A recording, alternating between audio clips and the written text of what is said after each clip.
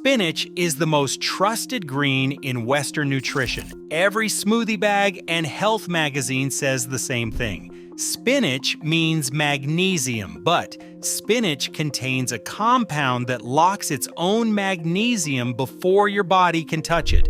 5 plants deliver what spinach only promises, and 3 grow without permission. By the end of this video, you will know all 5 and why the supplement industry hopes you never hear their names. Hey, before we get into it, if you want to learn what the longest living people on Earth are growing and eating in the blue zones, go check out the Centenarian's Garden. Trust me, these are the secrets to living past 100 that nobody's talking about. Here is what is happening inside every spinach leaf you have ever eaten. Spinach does contain magnesium, about 79 milligrams per 100 grams when cooked. That number is real and it appears on every nutrition label. But spinach also contains extremely high concentrations of oxalic acid, nearly 1,000 milligrams per 100 grams of fresh leaf. Oxalic acid grabs onto minerals like magnesium and calcium before your intestines can absorb them. It forms an insoluble crystal. That crystal passes straight through your digestive system. The magnesium enters your body and leaves your body without ever being used. Imagine swallowing a locked safe. The magnesium is inside, but the lock sealed shut before it ever reached your stomach. Researchers tested this directly. They served 2 groups of people identical meals. One group ate the meal with spinach, the other ate the same meal with kale. Research has shown that the high oxalic acid content in spinach can lead to significantly lower mineral absorption compared to low oxalate greens like kale. The number on the label told one story. The body told a completely different one. And yet every grocery store in every Western country still places spinach at the center of its produce section. The packaging still highlights magnesium content. The smoothie bars still blend it into every green drink on the menu. Nobody corrects the label because the label is technically not wrong.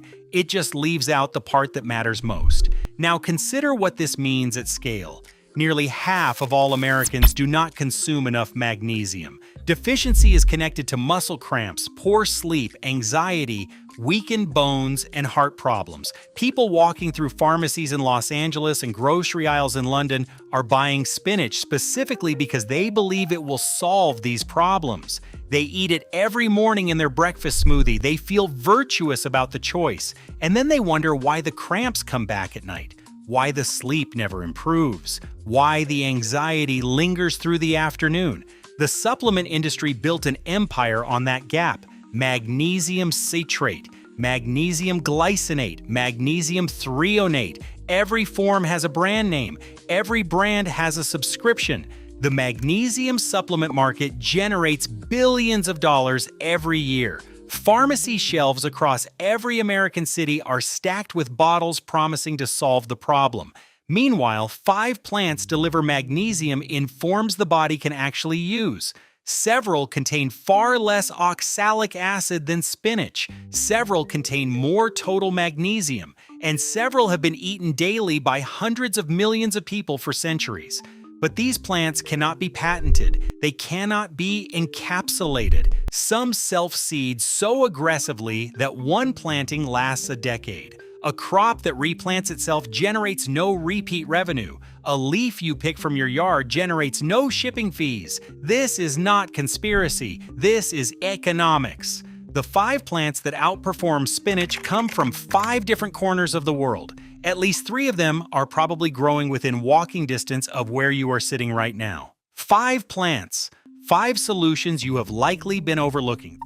The first plant is one you have been taught to fear since childhood. Walk through any forest trail in England or any meadow in the Pacific Northwest of the United States, and you will find it growing along the edges. Touch it with bare skin, and you will feel a sharp sting that can last for hours.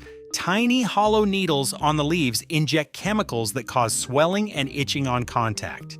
Every parent in every temperate climate on Earth has told their children the same thing. Stay away from that plant. The plant is stinging nettle.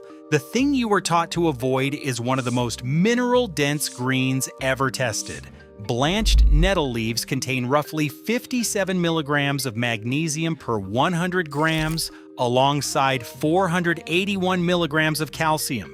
It is loaded with iron, potassium, and zinc. Its protein content reaches 30% of dry weight. And here is the critical difference. Nettle contains far less oxalic acid than spinach. The magnesium in nettle is not locked behind a wall. Your body can actually absorb it. Growing nettle is almost absurdly simple. It is a perennial. Plant it once, and it returns every single spring for years without replanting. It thrives in partial shade and moist soil across zones 3 through 10, which covers nearly every climate in the United States and most of Europe. It spreads by underground runners and colonizes new ground on its own. Many foragers do not even bother planting it. They harvest wild nettle from roadsides, forest edges, and abandoned lots every February through May, when the young shoots are most tender.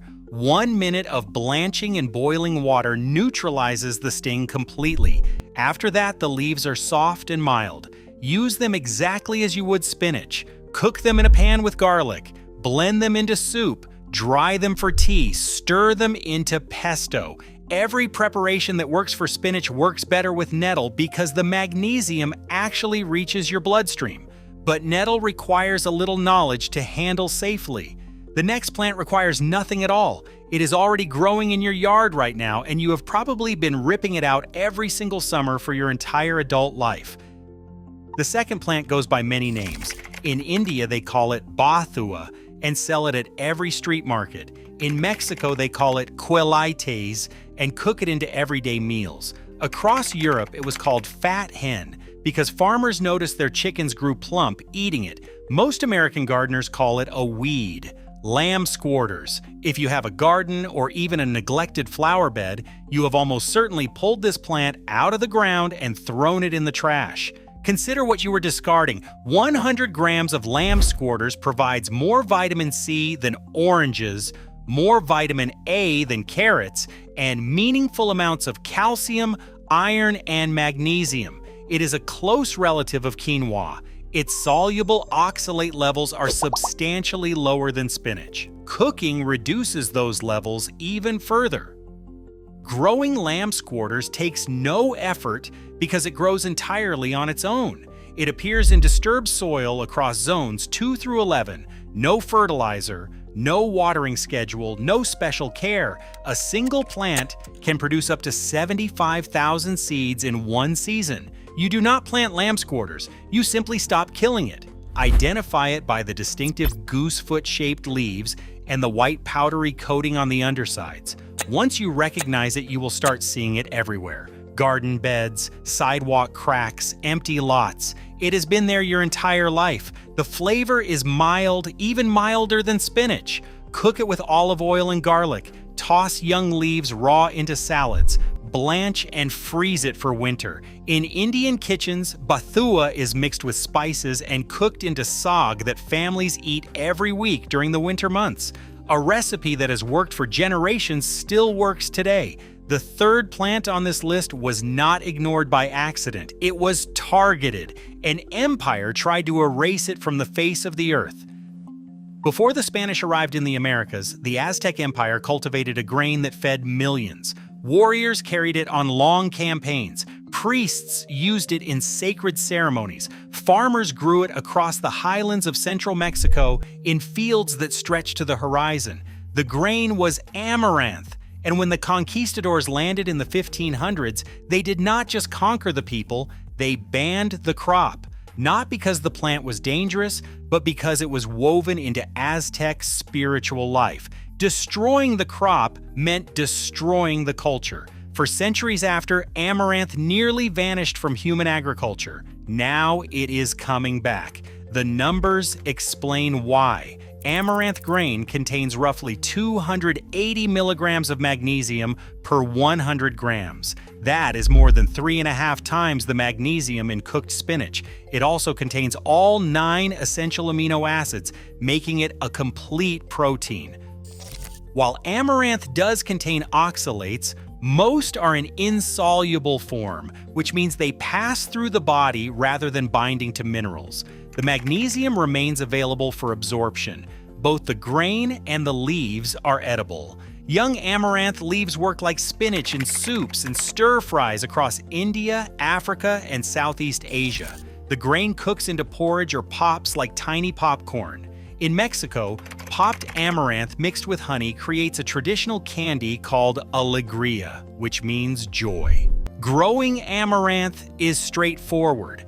Direct sow seeds after the last frost in full sun. It tolerates heat, drought, and poor soil. Plants reach 4 to 6 feet tall with dramatic red or gold seed heads that are unmistakable in a garden. Let some seed heads drop at the end of the season, and the plant returns the following year without replanting. It also grows in containers if space is limited. 3 plants from your backyard and from history. The fourth one is even closer. It is in your refrigerator right now, and you almost certainly threw it in the garbage last week. Every time you buy a bunch of beets at the farmer's market or the grocery store, you bring home 2 foods. You eat the root and you throw away the leaves. Those leaves are beet greens, and they are more nutritious than the beet itself. 1 cup of cooked beet greens provides nearly 100 milligrams of magnesium, along with large amounts of vitamin K, vitamin A, vitamin C, and potassium. But here is what makes beet greens truly special. They have an unusually balanced ratio of calcium to magnesium, roughly 1.6 to 1. Compare that to turnip greens at 6 to 1 or mustard greens at 9 to 1. When calcium and magnesium arrive together in balanced proportions, they work together rather than competing for absorption, and your body gets more of both. Beet greens also carry a lower oxalate to calcium ratio than spinach. The minerals are not locked away, they are available. If you already grow beets, you already grow beet greens. Plant the seeds in early spring or in fall. They tolerate cool weather and partial shade. Harvest the outer leaves throughout the season, while the root continues developing underground. You get 2 harvests from 1 seed, 1 above ground, 1 below. Cooking beet greens takes minutes. They wilt quickly in a hot pan with olive oil. Add them to frittatas, pasta, or soups. Young leaves work raw in salads. The stems are edible too. Slice the stems thin and cook them slowly. Nothing goes to waste when you stop treating the tops as trash. 4 plants, your backyard, your history, your refrigerator. But the 5th plant dwarfs them all in sheer global scale. 500 million people eat it every single day, and you have probably never heard its name. In the villages of sub-Saharan Africa, mothers stir a green powder into their children's porridge every morning to prevent malnutrition. In southern India, the leaves of a fast-growing tree are cooked into daily curries that families eat at lunch and dinner. In the Philippines, a soup called tinola features these same leaves simmered with chicken and ginger. Across Central America, farmers grow this tree along fence lines as a living source of nutrition for both their families and their livestock. The tree is Moringa oleifera, and it is one of the most nutrient-dense plants on the planet. Dried moringa leaf powder contains roughly 500 milligrams of magnesium per 100 grams. It provides about 25 grams of complete protein with all 9 essential amino acids. It is rich in calcium, iron, potassium, and vitamins A and C. And critically, moringa leaves contain negligible amounts of the compounds that block mineral absorption in spinach. The magnesium in moringa is not locked away. It is fully accessible. Moringa grows from seed or cutting. In warm climates, zones 9 through 11, it thrives outdoors year-round. The tree grows astonishingly fast, sometimes reaching several feet in a single season. It tolerates drought and poor soil once established. You can cut it back hard, and it regrows rapidly from the stump. In cooler climates, it grows as a potted plant. Bring it indoors for winter and move it back outside when temperatures rise. A single container-grown tree can produce enough fresh leaves for regular harvesting throughout the warm months. Fresh moringa leaves are added to soups, curries, and stir-fries across dozens of countries. Dried leaf powder keeps for months in a sealed jar. Stir it into smoothies, porridge, rice, or tea. In the communities that know Moringa best, it is not treated as a supplement or a trend. It is simply food, present at every meal, ordinary through centuries of daily use. Now step back and look at the pattern. Stinging nettle was labeled dangerous. Lamb's quarters was labeled a weed. Amaranth was erased by colonizers. Beet greens were labeled waste. Moringa was locked behind a geography and language barrier. 5 plants, 5 different disguises, but the result was identical every single time. You never heard about them. The supplement aisle stayed full, the backyard stayed untapped. What cannot be patented cannot generate shareholder value. What self-seeds cannot generate repeat seed sales. What grows in a bucket cannot fund a supply chain. No corporation sat in a boardroom and decided to hide these plants, but no corporation funded the research to reveal them either.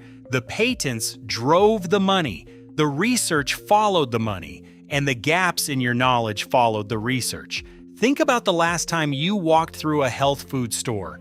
You probably passed rows of green powder blends in sleek packaging priced at $40 or $50 per container. You probably saw magnesium supplements stacked next to sleep aids and stress relief formulas. You probably walked right past all of it, feeling like the solution to your health was somewhere on those shelves.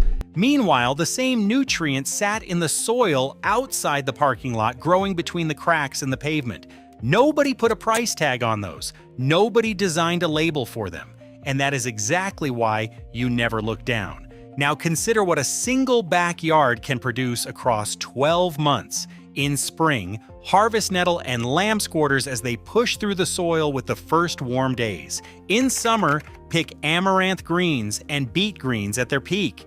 Dry moringa leaves from a potted tree year-round, or buy the powder in bulk from any international grocery store. Dry nettle and lamb's quarters in autumn for winter teas and cooking powder. Freeze blanched beet greens for soups through the cold months. Save amaranth seeds for porridge on January mornings. 5 plants, 12 months.